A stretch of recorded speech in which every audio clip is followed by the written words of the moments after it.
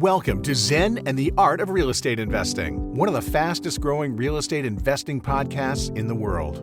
What if you could learn from experienced real estate investors? Find out what got them to where they are now. Get insight into their daily habits and take these insights to inspire your own growth. Each episode, Jonathan Greene shares an in-depth look at the mindful approach to real estate investing. Jonathan is a lifelong real estate investor and the founder of Streamline, a data-driven, investor-friendly, independent real estate brokerage located in Madison, New Jersey. Whether you're looking to start from scratch, get to the next level, or just for a straightforward and honest approach to real estate investing, this is the free mentorship program you can take with you anywhere. Now, here's Jonathan.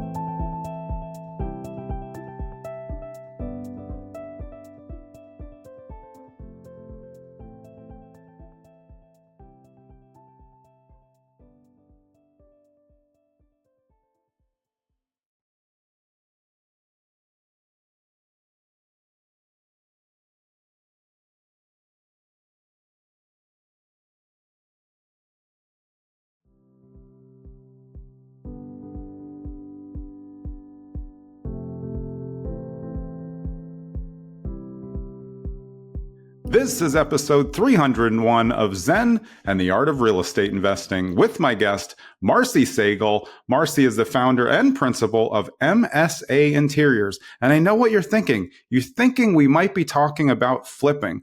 We're not. MSA Interiors focuses a lot on commercial real estate, including multifamily and healthcare facilities. Marcy, welcome to the show. Thank you, Jonathan. I appreciate you having me. Yeah, as we were just talking, I'm very into design and aesthetics, and I'm really excited to talk to you because I think that in the commercial real estate world, people kind of pass on the design or they don't think about it. How did you get into that part of the design world? Because it's not something that when someone brings up, hey, you're an interior designer, they don't think, hey, you're going to do multifamily. Right.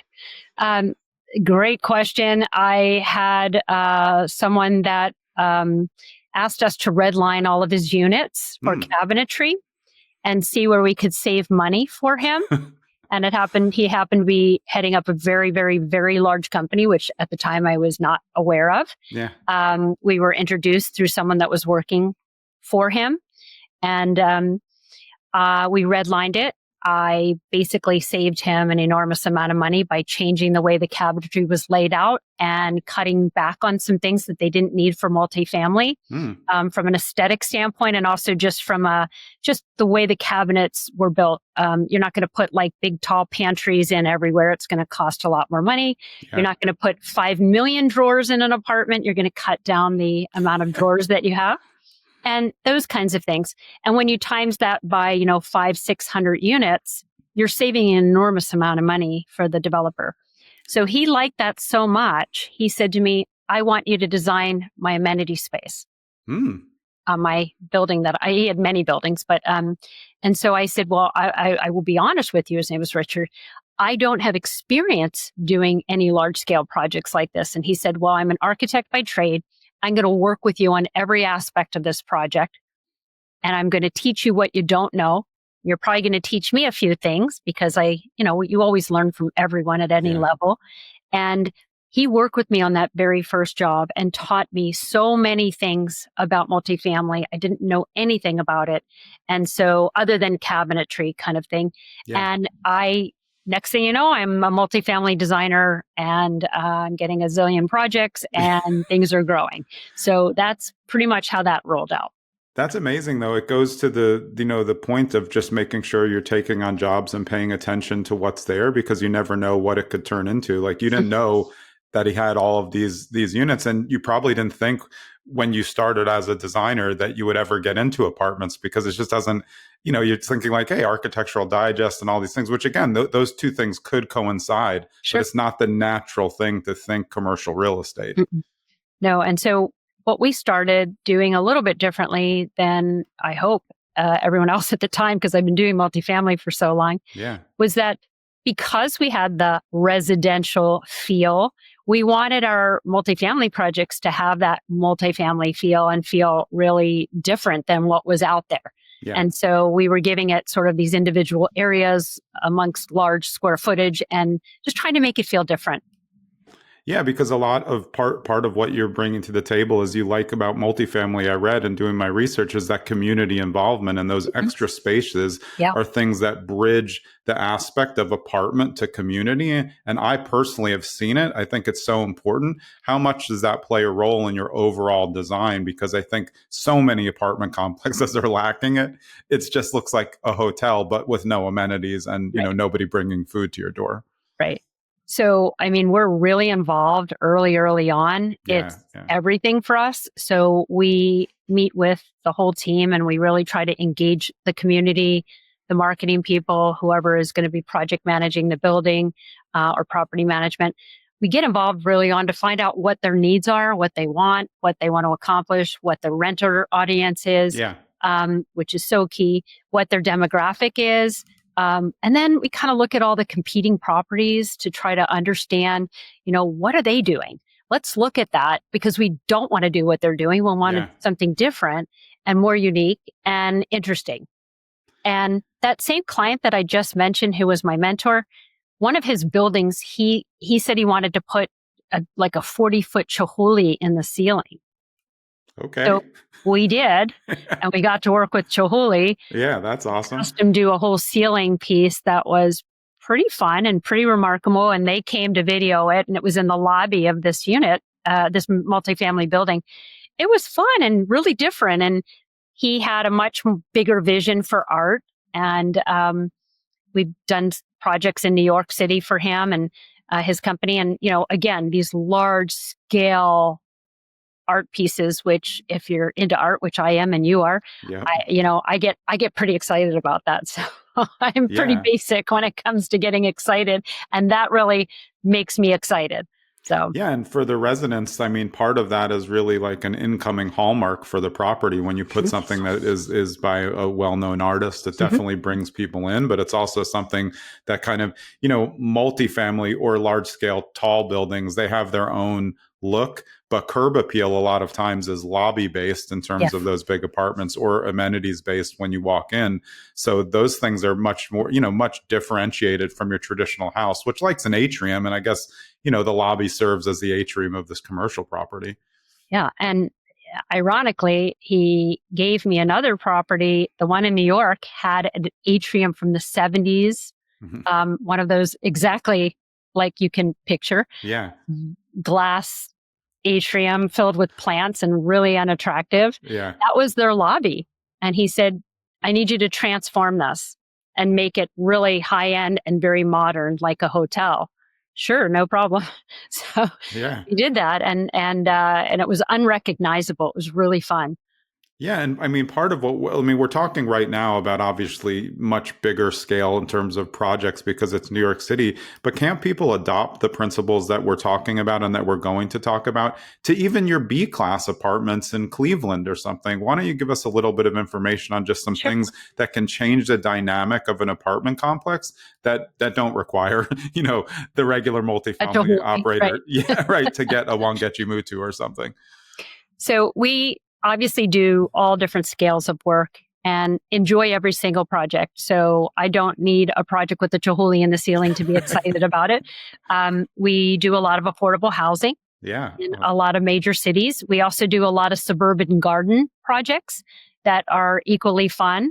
And all of them are different levels and to a different audience. And so to that point, I think when you have any kind of a project and any budget, by the way, anybody can do a great job with an enormous budget. Right, It's right. being able to make something look fantastic at that lower budget mark that, you only have X amount of dollars to work with because either they submitted it to HUD already and that's all you have, Yeah. or, this is it. The construction was a lot more than we wanted. And so this is all we're left with. You have to be able to get creative and know how to save money and make things pop and work to exact budgets.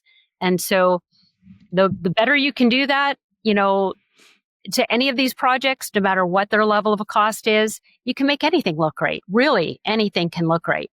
Yeah, and at much better costs than people think, because people are used to just, paying someone to do everything, and they don't know where to find the stuff and who to get it from and what's affordable and what's not, Right. because maybe they have it on a sheet already. So then they're just matching what they could pay for those cabinets when you could get much better for much less, but they don't want to deal in the minutia, and they don't have an expert involved, which Hmm. I think, I don't know what you think, but I'm sure you've encountered this. I feel that most people who are building large scale, and honestly, I would say even down to just regular house flipping, sometimes they do not involve a design expert. Hmm. They think that I mean, if you're trusting a contractor or a developer on design, there's something wrong, because you're not thinking about the overall aesthetics and functionality and of how everything can work, as a whole for the I think residents.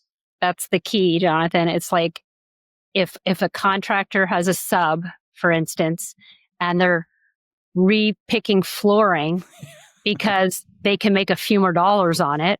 Okay. And Yeah. you're laughing, and I laugh at it all the time, because I'm like, well, why is the sub picking the direction of this building after, the developer just spent all this time sort of making sure that they're on point for marketing and on Yeah. point for their audience. So it happens all the time. So the designers that work here, we hold our specs. We are very specific.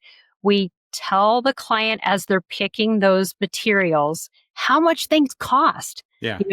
and we know that we call it the cost to the contractor.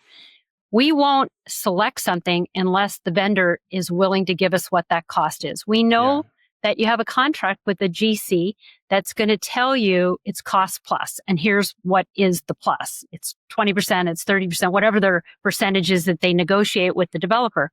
But if you pick a tile for a multifamily bathroom and it's $1.25 and you're looking, or $4.25, you're going to save an enormous amount of money, but you also want to make sure the aesthetic is right. Yeah. So when we're presenting, we always put those prices on the back of each of the items, so that if the client says, hey, how much is that, by the way?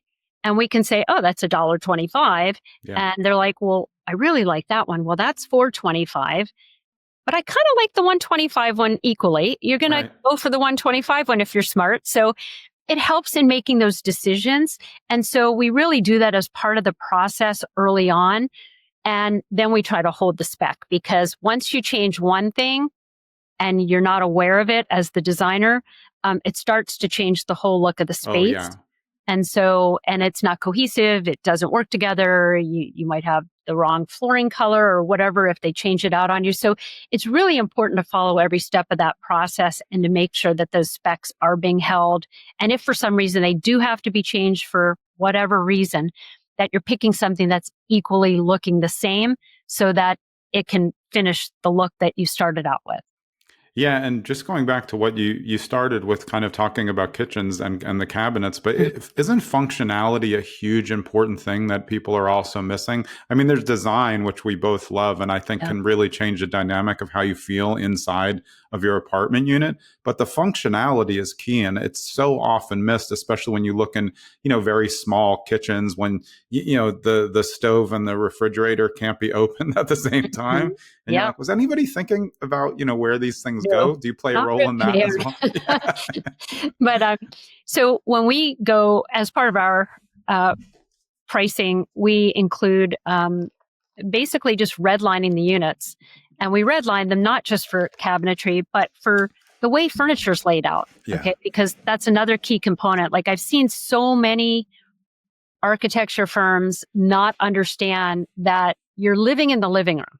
Yeah. And so you want to make sure you have enough wall space to get a sectional, or a sofa and a chair, where you're going to place your TV. If you put a TV in the living room, or Yeah. your, equipment of stereo equipment or whatever you're going to put there. But just by moving or elongating a wall a little bit more, changing a door entry, all of these little nuances of things can really make the unit feel a lot larger. Yeah. Now, I've had some units where you can't get a piece of furniture down a hallway to get it to the living room. And I'm Right. like, we're not doing, block by block furniture here. You have to be able to get a couch or a bed down the hallway. So, Nothing's worse than moving into your apartment on the first day and the movers wreck the walls and it's not their fault. right. and it definitely happens. That's It really does. interesting though. I've seen so many living rooms just on kind of regular, flips or designs where I walk in. I personally, I don't have TVs in my bedroom. I only have it downstairs. But when I go into a living room and there's clearly no spot for the TV for here. That's a lot of time because the fireplace or the mantle's too high Yeah. and everything else is windows. But it's like, then you see it in a weird corner and they're like, it doesn't feel right. But Yeah. when you're designing it, like you were saying, 200, 300 units, that could be a dramatic loss in revenue if you make a mistake across the board of all of them. And it's also just even as simple as figuring out where those outlets are going for Yeah. Yeah. TV. Because now, of course, you can do Bluetooth, but it's really important to offer people those set up already so that when we're laying out those unit plans and they're marketing from those layouts, Yeah. it's important and people want to envision themselves in those spaces. So yeah.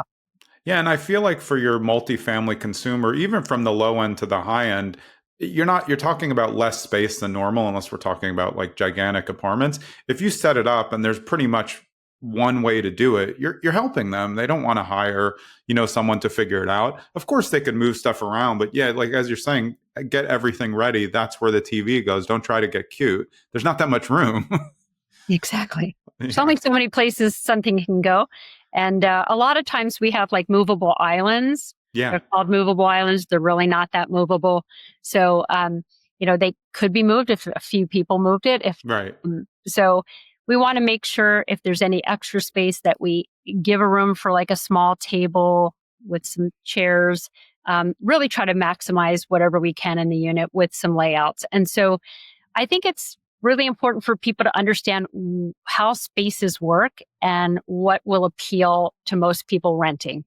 Yeah. And I mean, in general, I think at least I'm a minimalist, so that makes sense. And obviously, everything's going to be presented in a pretty quasi minimal way. But even people who are maximalists and have a lot of stuff, they know they're moving to an apartment, if we're talking multifamily. So if it's laid out in a way where they don't have to have, extra stuff, it's just saving them money, which means they can pay more rent.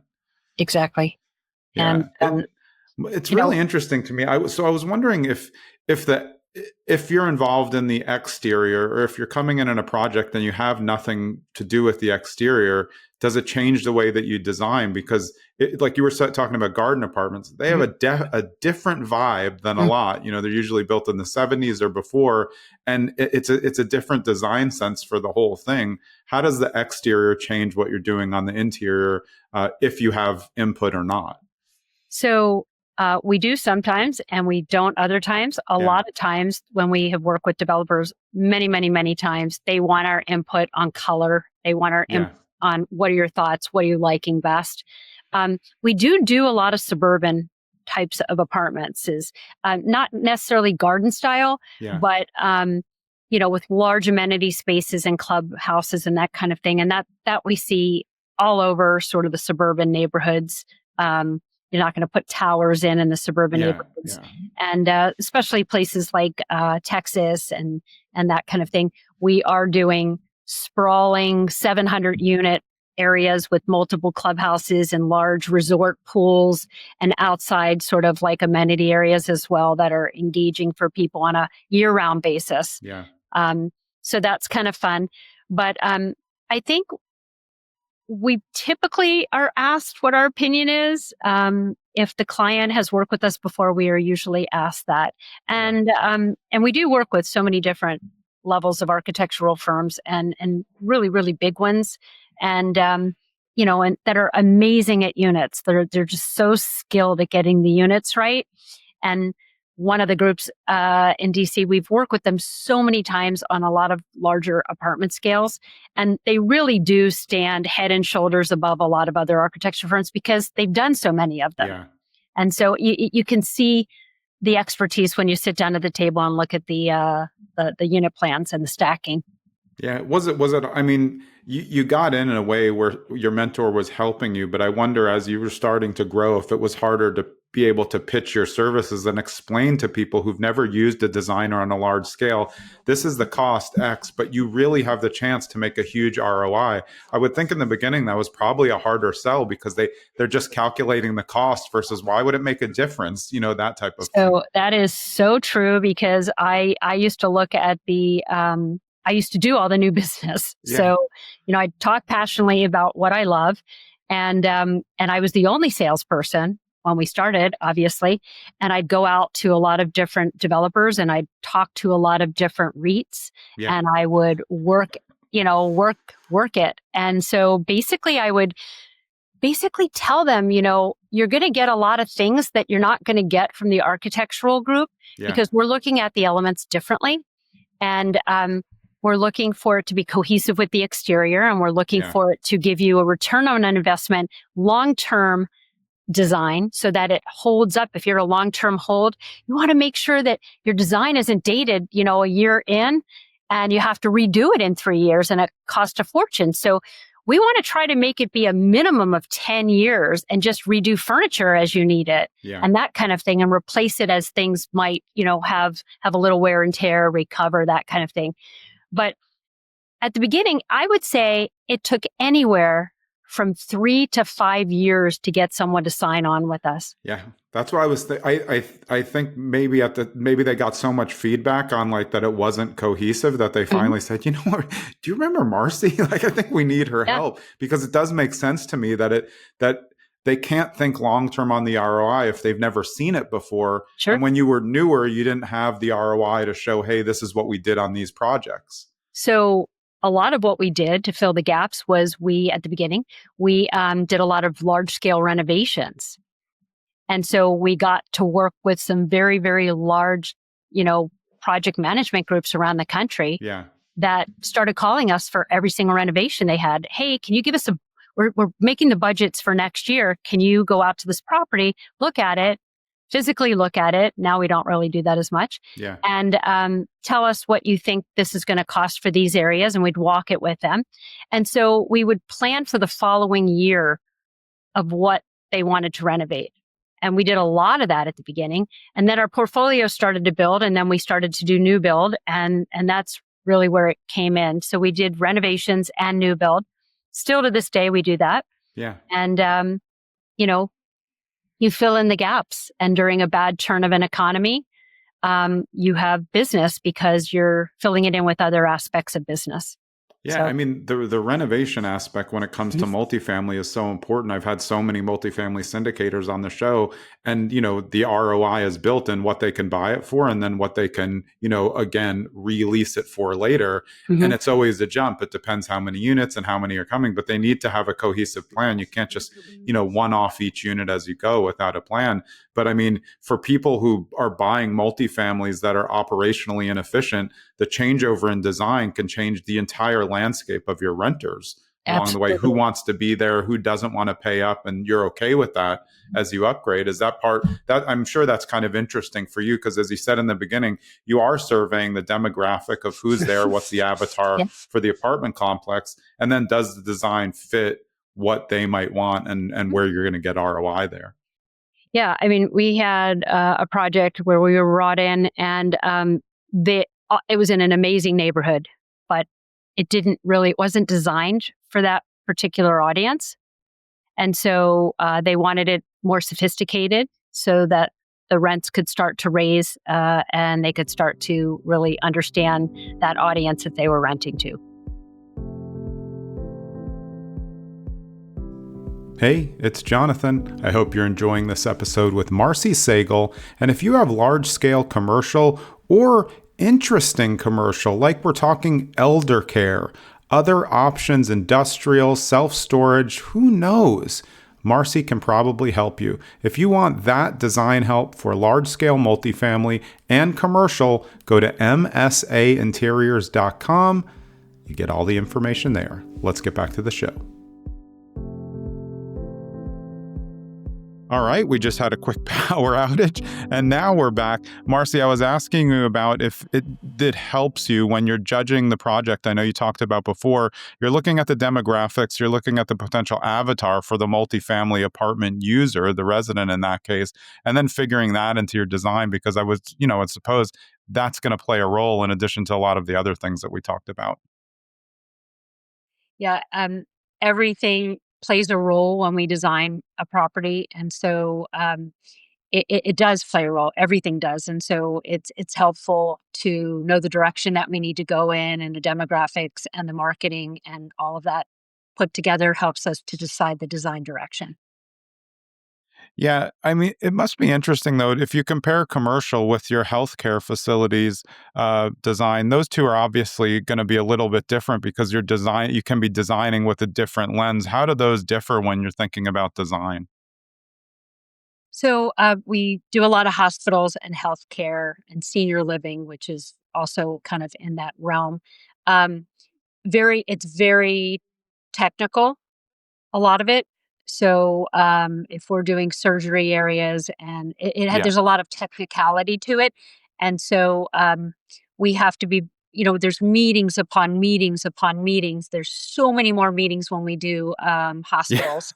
Um, so, not necessarily for any of the finishes, but more about what's actually going to be happening in that space and how are we going to get all the engineering things that we need to, gases and equipment and yeah, lines and all of those things that have to be thought out. And there's just a huge team of people involved in it, not just from the hospital, but all of the architects and the engineers that are involved on the teams. And there's so many people, a lot of levels and a lot of layers. And so um, we still try to do the exact same thing, which is to make everything look great, yeah.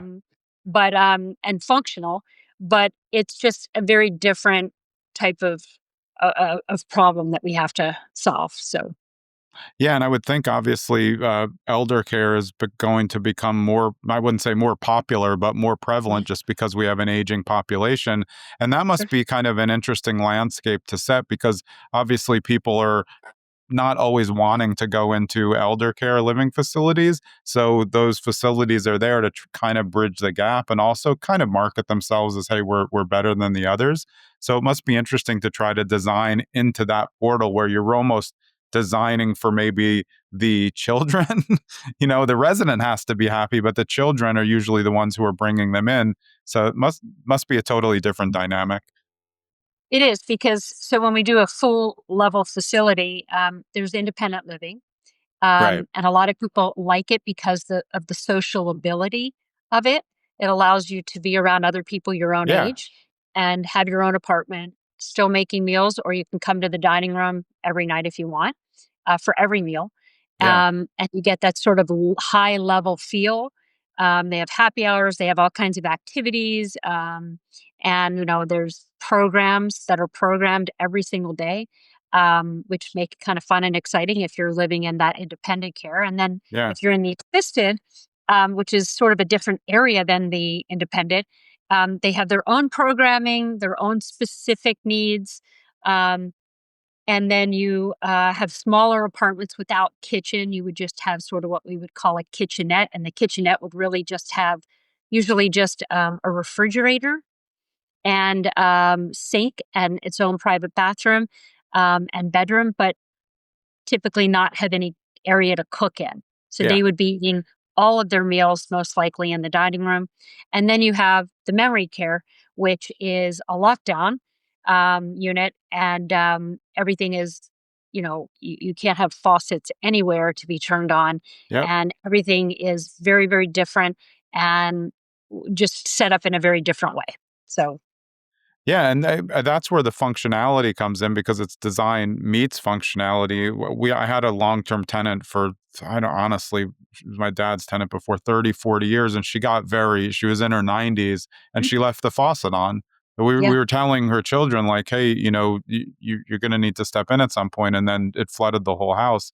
Uh, So those things can happen. And that's why I think, especially when you're talking about any type of healthcare, the functionality and accessibility for people is so important. Of course, it is for multifamily accessibility, ADA and compliance and everything. But healthcare requires something different. I mean, you were talking about where they're going to do surgeries. You can't really haphazardly set things up because the surgeons need things the way they need them. Hmm. And with memory care, it's sort of the same thing. Like you can have faucets in the assisted that turn off automatically. Yeah, yeah, Right. So there's so many new things now that you can have, but even in the areas where people are sharing, like they'll have, there's some of them have an oven, and you have to have a turnoff valve for the yeah. oven so that only one person can turn it on, or a person who's in charge, so that it's not left on and things can happen and you have accidents and that kind of thing. So you really have to think about the finishes, the aesthetic, and the functionality. And then you have to figure out how people can get around places with a wheelchair, a walker, bedridden, all of these things that you come into play with when you're working in senior living. So Do, it's a lot do you more complicated. Yeah, I do think that overall, I mean, just from working with so many investors, developers, do you think that people, I guess, overlook commercial too much? Because I mean, with residential, obviously people do it more. I still see a ton where clearly a designer was not consulted, but there's Mhm. more involved in that because it's what we were talking about before, your more, Dwell magazine type design. But commercial, again, as we're saying, do you think they're overlooking it? And if so, where are they making the biggest mistake when they overlook using a designer? So in a commercial space, I mean, you're going to get the same benefits that you're going to get in any of the other types of projects that we just talked about. Um, if you work with an interior designer, and of course, a lot of architects like to say they're interior designers, Yeah, and that's part of the problem because they want to do the whole project, so they're going to charge you for doing all of the interior design as well as the furniture, yeah, and then everything looks like it's produced the same. It's got the same aesthetic. There's nothing sort of different and unusual about it. It's got more of that architectural feel. So the answer is yes, of course. If you bring an interior designer group that has experience, you're going to get a lot more value out of the full length of the project and the way it looks because it's thought out differently. Um, I don't design to win a project award. I design because if it's successful and it does well, we get another project. And yeah, that's really like the best part of the reward for me and for everyone that works here, is you're only as good as your last job. Like, you got to do a great job on every single job. And so we really put forward an incredible amount of effort because we want that outcome to be great. We want it to be leased up as quickly as possible. We want you to have the best tenants you can possibly have that never leave, or stay there for an enormously long time, have a long hold tenant. It's great. So we try to put things into the design. And if you hire a designer early on, you're going to get a lot more of that thought out process from the beginning. And you're going to end up saving yourself money because if you, as I said before, if you start making changes when you're in construction later on, you're always going to waste money. You yeah, never want to make changes when you're in construction. You want to make those kind of changes way before you start construction or renovation. yeah. Yeah, so if we're talking multifamily across the board from a design and aesthetics point of view, what's one thing that you think is missing from a majority of multifamily out there? Maybe it's something that people just didn't think about, 10, 20 years ago that could really enhance not only the feel for the residents, but also ROI. So everyone now wants larger closets and more aesthetically pleasing bathrooms. Yeah. More modern, more, just more interesting. They don't want unattractive bathrooms and closets. Yeah. And so, and obviously washer dryer in the unit because everyone wants that in Yeah. their unit if you can. Why wouldn't you? So those are the things that I think are always the things that rent over and above everyone else. You know, Everyone walks into a unit and they see this giant closet, they get really excited. So Yeah. I think it's a good point because again, it's an apartment. It's only as big as it can be. It's not a house. You're not gonna maybe you have storage in the basement. Maybe you have to pay for it, but you also don't want to go and get switch out the summer wardrobe all the time. That just becomes a hassle. And if it's a one bedroom, like you need a big closet. you You know, do. you use it as a catch all. And again, that it maybe even goes to if there's a coat closet or not, because a lot of times in apartments there's no coat closet. So then you're walking in and now you have to go take it to the bedroom and it doesn't really work, or you're using your pantry or something. Right. And, that's the beautiful thing about a new build is that you get to kind of build that in or bake it in, so to speak, early on. And so, you know, you're thinking about, my favorite thing is architects, love to, make these beautiful bathrooms. And I'm like, well, where's your linen closet? Yeah. Like, where are you putting sheets and towels? Oh, well, they have a big closet in the bedroom. They can just stick it in there. Well, no one really wants to do that. So, Yeah. you want to get a nice amount of closet space in a unit, and you can build that in if you lay it out properly. So, Yeah, I feel like there is a disconnect with what looks good and what's functional, and that's where people can make big mistakes. Because, I mean, I think they've said it's the book by Stuart Brand, How Houses Grow or How Houses Live or something, that all of the biggest architectural projects that win the biggest awards, something usually leak because the roofs are so aesthetically pleasing that they're not functional and they cause issues. It's the thing with skylights, not done right, they look pretty and they always leak. That's what a lot of people say. definitely would agree with that. Yeah. And in terms of the aesthetics of the overall interior of the facility, how important do you think are amenities? I mean, we just talked about closets, but I'm finding personally in talking to multifamily operators that they're getting a lot smarter in terms of maybe adding some co-working space, some more cohabitation space, not living together, but cooperative, grills, things that people can use. And on the high end, I've seen golf simulators and things like Mhm. that.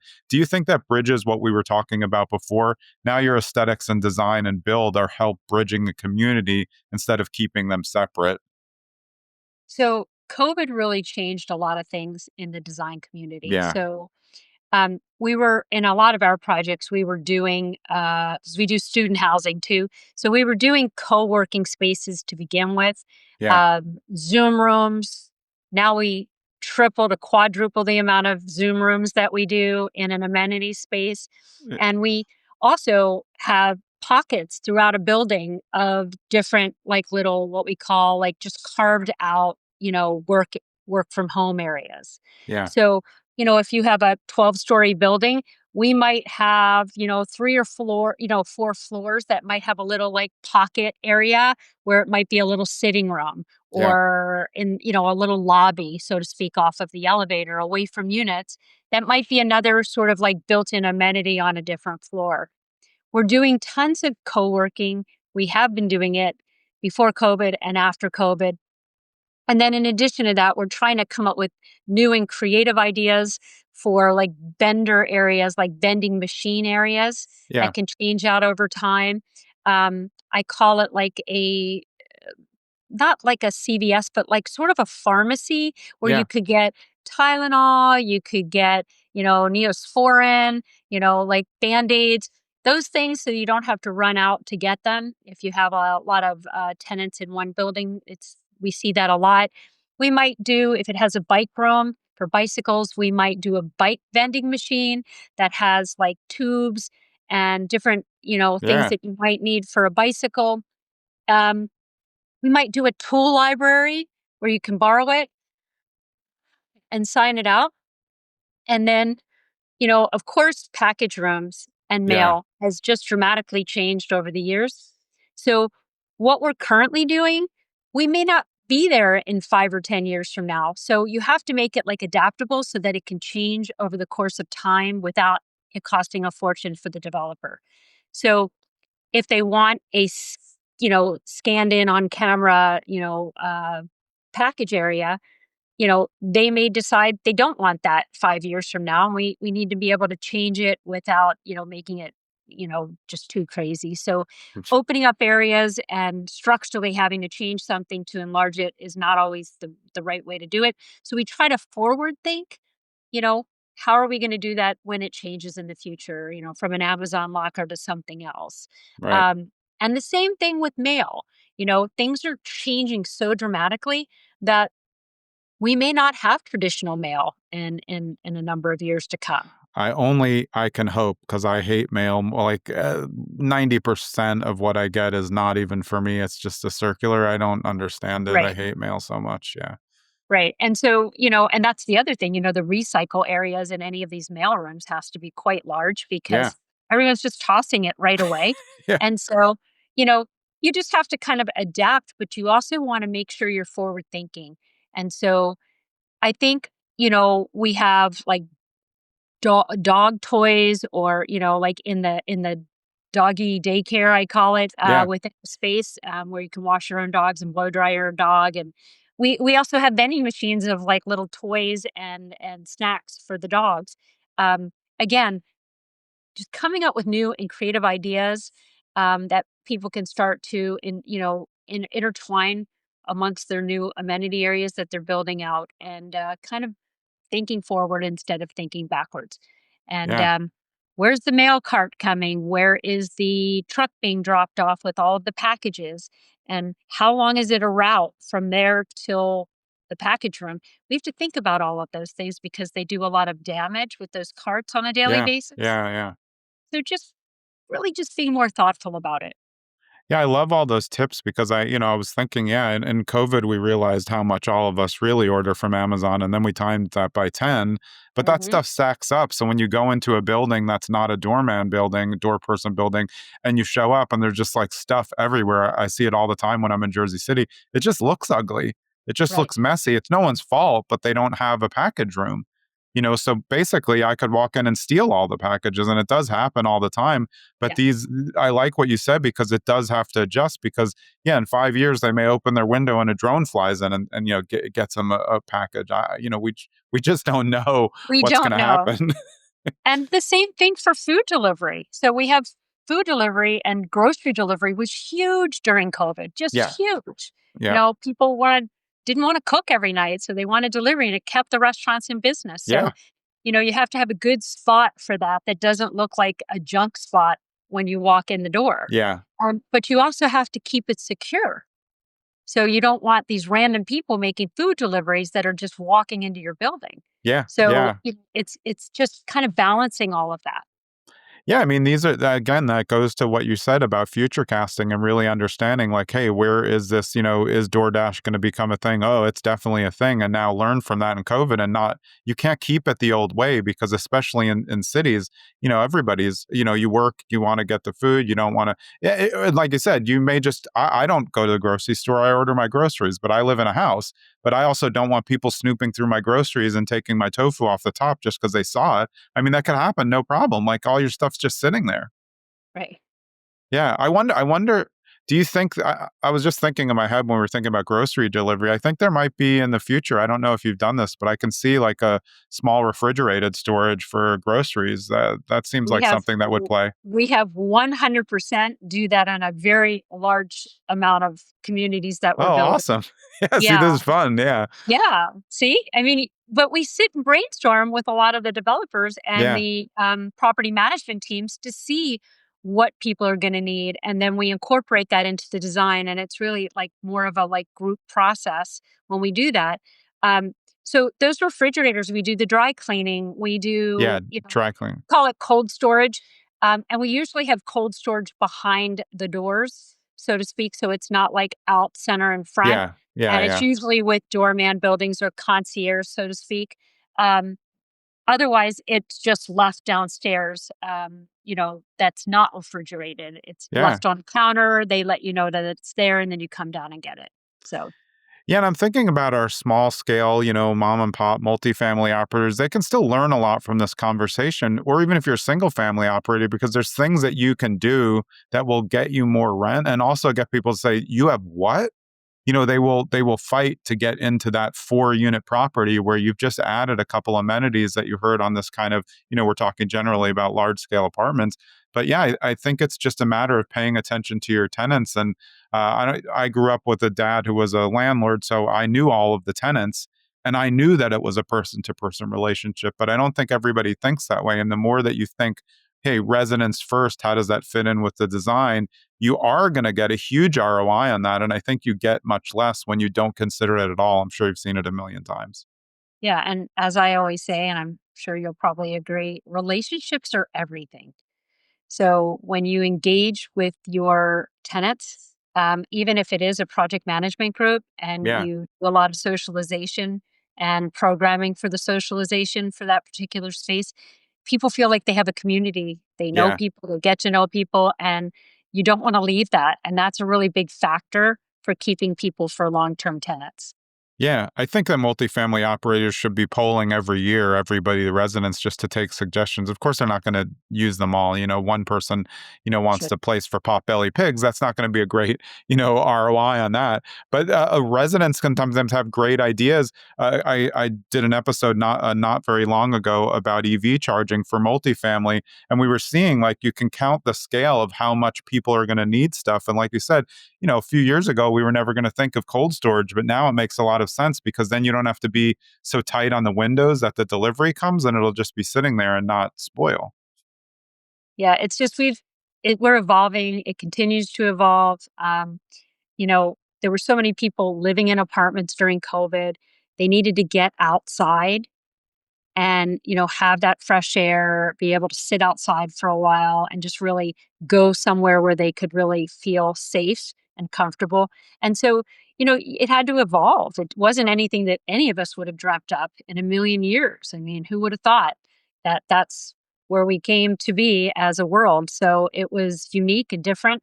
And we had to adapt. And I was probably getting calls every single day from developers going, what can you do? How can we change some things?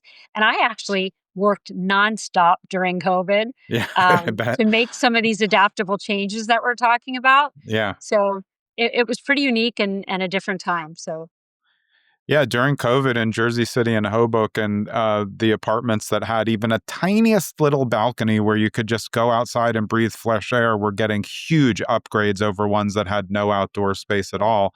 How important is one, natural light to the interior, which I find as we're getting into many more people pay attention to wellness more, the importance of that. mhm. How is natural night light important? And then on the exterior, just some type of kind of greenery atmosphere that makes you feel, we all can't be in nature. There's a lot of apartments that are built, near highways, but there's still a way to make it a little bit more outdoor friendly. So light to me is incredibly important. Yeah, I, me too. I get a lot of happiness out of light. And Same. so, I mean, it just makes me smile. I like to feel sun coming in and just see the outdoors. And so, you know, I think that architecturally, it's important to have like really well designed living spaces that have really good natural light. Yeah. And that's not always the case. So, you do have to look at the lighting in the unit to make sure you're getting as much light as possible within a unit. Um, I know a lot of developers like to not light up the living room, but we're not doing that anymore. Yeah. We used to not light up the living room. We put one track light in between the kitchen and the Yeah. living room. Now we're putting actually specific lights in and making them much more functional and much more lit up. And it does cost the developer more money, but you know what? In the end, it's really a value add. Um, and I think it's an important factor, a natural light as well as artificial light. Both of those combined are really important. And then I think, just the green effect, so to speak. We do a lot of projects with green roofs and Oh, like that's walking amazing. trails Yeah. on top and bike paths outside. And we do areas outside for movies Oh, and that's the people to hang best. out. Yeah.